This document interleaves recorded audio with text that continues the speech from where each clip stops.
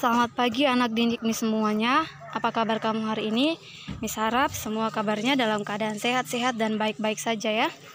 Kita akan lanjutkan pembelajaran kita PPKN, tetapi sebelum itu kamu berdoa terlebih dahulu sebelum mendengarkan video ini.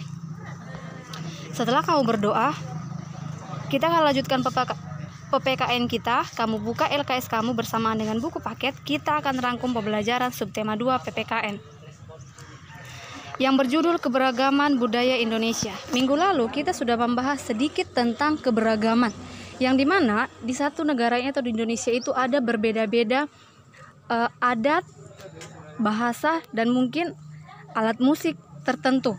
Nah, apa saja yang terkelompok di dalam itu? Kita akan bahas di sini keberagaman budaya di Indonesia. Budaya adalah segala sesuatu yang dihasilkan oleh akal, rasa, dan karsa manusia. Ini adalah pengertian dari kebudayaan itu sendiri. Apa itu budaya? Itu adalah rasa dan akal dan karsa manusia. Apa saja yang termasuk ke dalam keberagaman itu? Yang pertama itu adalah upacara adat. Kita bisa lihat di slide ini, ada beberapa upacara adat yang rutin dilakukan di beberapa daerah. Contohnya itu di Rambu Solo.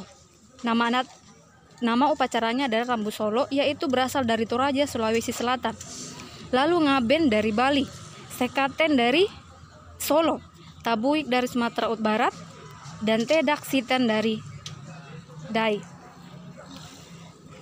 Ada Pasola dari Sumba, Kasodo dari Gunung Bromo Jawa Timur, dan ada Serentaun dari suku Sunda Jawa Barat. Nah, di sini ada beberapa upacara adat yang rutin dilakukan atau mungkin selalu dilakukan di acara atau di momen-momen tertentu. Begitu dia adatnya dan nama adatnya dan berasal dari manakah upacara adat tersebut.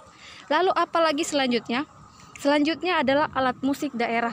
Nah, selain upacara adat yang berbeda-beda di setiap negara atau di setiap daerah di Indonesia, alat musik daerah juga berbeda-beda. Kita lihat di slide, di sini ada kolintang. Kolintang ini berasal dari Minahasa, Sulawesi Utara. Lalu sasando berasal dari Nusa Tenggara Timur.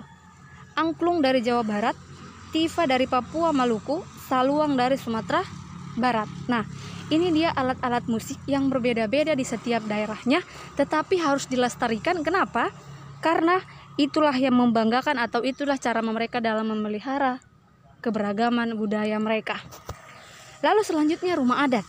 Kita juga bisa lihat ya, setiap daerah yang kita temui pasti ada ciri khas dari rumah atau ciri khas dari pembangunan rumah dari setiap daerah tersebut.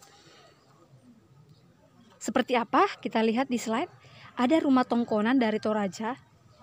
Tongkonan ini adalah rumah adat dari Toraja. Lalu rumah Honai, ini rumah adat Papua. Rambu Gadang, ini adalah Sumatera Barat. Lalu rumah Kebaya, ini adalah Betawi atau di Jakarta. Dan selanjutnya rumah Nomo Sesat dari Lampung. Jadi nanti kalau kamu jalan-jalan ke beberapa daerah ini, kamu harus tahu rumah adatnya seperti apa. Apakah persis seperti yang kita pelajari ini, atau mungkin bentuknya atau bangunannya sudah berbeda. Perlu kamu ketahui ya. Selanjutnya, di setiap daerah selain rumah adat yang berbeda, tari tradisionalnya juga berbeda. Ada tarian-tarian yang berasal dari beberapa negara, yaitu tari Klono Topeng dari Cirebon, Jawa Barat. Lalu Serampang 12 dari Sumatera Utara, tari Merak dari Jawa Barat, Baksa Kembang dari Kalimantan Selatan, tari payung dari Sumatera Barat, dan sebagainya yang kita tahu. Dari Sumatera Utara apa, dari Riau tarinya apa. Nah, kamu ketahui, kamu pelajari lebih lanjut apa-apa saja tarian tradisional yang memang dilestarikan dan dipelajari dan harus diketahui setiap daerah itu. Pemersatu keberagaman adalah semboyan bangsa Indonesia, yaitu Bhinneka Tunggal Ika. Budaya-budaya daerah, kebudayaan nasional, dan apa manfaatnya kita harus tahu, yaitu menjadi harta kekayaan bangsa dan memperkuat kesatuan dan kesatuan bangsa, menjadi ciri khas bangsa Indonesia. Nah, untuk apa kita pelajari budaya daerah, kebudayaan nasional? Itu adalah untuk karena itu adalah kekayaan bangsa dan memperkuat kesatuan dan kesatuan kita ya. Nah, kamu juga ketika kamu punya adat, kamu harus pelajari juga, kamu harus lestarikan karena itu adalah harta kebudayaan kita. Lalu itu juga bisa menjadi modal kekayaan bangsa, lalu menjadi jati diri, modal promosi pariwisata, menambah pendapatan devisa negara, sumber pengetahuan dunia. Kita mempelajarinya dari banyak manfaat ini. Apa saja yang sudah kamu lakukan? Apakah kamu sudah melakukan salah satu dari ini, manfaat-manfaatnya ini? Atau kamu cuek dengan kebudayaan yang ada di daerah kamu? Nah, salah satunya dikatakan mempromosikan kesenian. Kenapa kita dikatakan mempromosikan kesenian daerah melalui berbagai media? Lalu kita juga mengadakan festival kesenian secara berkala, berlatih kesenian daerah, mendokumentasikan pertunjukan kesenian daerah. Itu adalah cara kita melestarikan kesenian daerah. Jadi ketika kita datang ke suatu tempat, pasti tuh kita tertarik, ya kan? Kita lihat, ini ada tari apa ya? Contohnya kita kalau ke Danau Toba, siapa yang sudah pernah ke Danau Toba, kalau lihat tortor di sana, nah kamu sudah tahu itu tarian dari mana? Jelas dari Sumatera Utara ya. Nah, lalu apa saja yang sudah kamu ketahui tentang tari tradisional? Kamu pelajari lagi dari lingkungan-lingkungan sekitar kamu. Lalu, selain keberagaman budaya, ada juga keberagaman sosial. Apa itu keberagaman sosial? Kondisi geografis berupa kepulauan.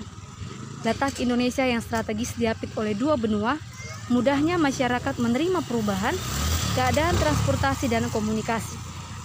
Kenapa keberagaman itu cepat merambah luas? Faktor penyebabnya adalah yang 4 ini. Yang dimana ketika satu orang berpindah dari satu tempat ke tempat yang lainnya, maka dia akan membuat adatnya sendiri. Atau mungkin ketika seperti Papua di orang Honai atau rumah Honai di sana, mereka membuat imajinasi mereka sendiri tentang rumah. Jadi mereka membuat adat mereka seperti itu. Jadi itulah yang menjadi banyaknya keberagaman itu. Ketika juga orang Batak pindah ke Amerika atau orang Amerika pindah ke sini, mereka membawa adat mereka, maka bertambahlah keberagaman adat di Indonesia. Itulah penyebabnya. Lalu, arti penting kerjasama itu adalah sebagai berikut. Yang pertama, mempererat kerukunan dan persaudaraan. Yang kedua, mempererat persatuan dan kesatuan bangsa. Yang ketiga, pekerjaan akan menjadi ringan dan meningkatkan efektivitas dan efisiensi bekerja. Nah, inilah hal-hal yang perlu diperhatikan dan perlu kamu kerjakan. Kenapa kamu harus bekerja sama dengan satu sama yang lain? Apa manfaatnya? Apa profitnya sama kamu? Nah, ini dia profitnya ya. Terutamanya itu karena kita berbeda-beda, tetapi kita tetap satu bangsa Indonesia. Bekerja seorang diri kalau kamu bekerja seorang diri akan ada kelebihan dan kelemahannya. Kelebihannya apa? Tidak bergantung kepada orang lain. Kemampuan bekerja meningkat, lebih mandiri, dapat belajar dari kesalahan. Lalu kelemahannya apa? Kalau ada kelebihan pasti ada kelemahan. Kelemahannya adalah mudah lelah. Kenapa? Karena kamu kerjakan sendiri. Lalu akan lebih lama selesainya dan tidak ada bantuan orang lain. Nah, ini adalah kelemahannya karena memang ketika melakukan kamu sendiri, maka kelemahannya akan lebih banyak juga. Jadi lebih baik mengerjakan kelompok, karena ketika kamu mengerjakan kelompok atau bersama dengan teman kamu, maka tujuan akan cepat selesai, pekerjaan menjadi ringan, menumbuhkan sikap peduli gotong royong. Kelemahannya, mengambil keputusan bersama-sama memang banyak, namanya kelompok ya, dan kemungkinan lama untuk menunggu hasilnya.